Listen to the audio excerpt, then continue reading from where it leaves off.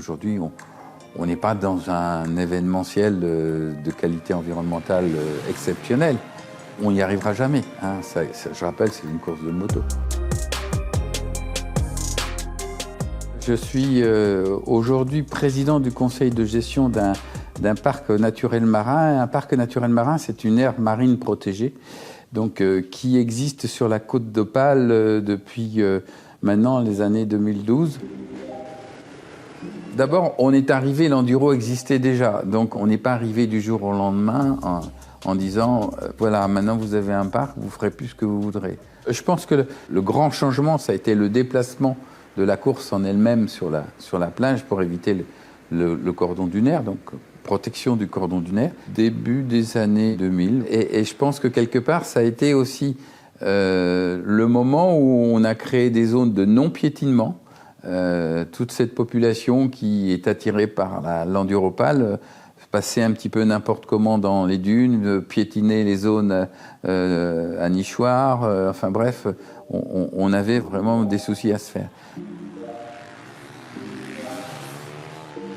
Alors, on va pas se mentir, évidemment, les motards ne sont pas les plus grands amis de l'écologie, comme les écologistes les plus forcenés ne sont pas les plus grands amis de la moto.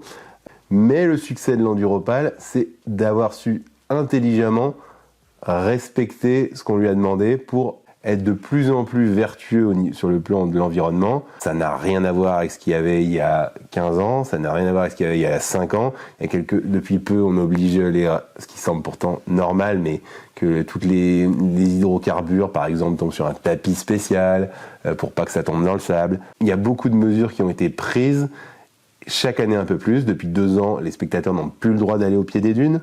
Alors évidemment, les habitués râlent, hein. Ils étaient habitués à voir la course du bord du sable, ils sont obligés de s'en éloigner.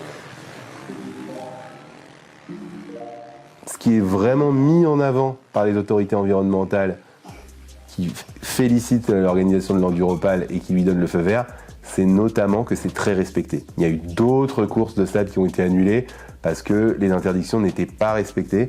À l'enduropale, les spectateurs, les pilotes et la sécurité font respecter les interdictions, ce qui fait que globalement, les mesures prises ont de l'efficacité et on en est à... Il y a une étude d'impact tous les ans qui est assez coûteuse, étude d'impact environnemental, mais par des scientifiques indépendants, notamment auprès du parc marin, qui valident les efforts, qui montrent que l'impact n'est pas énorme.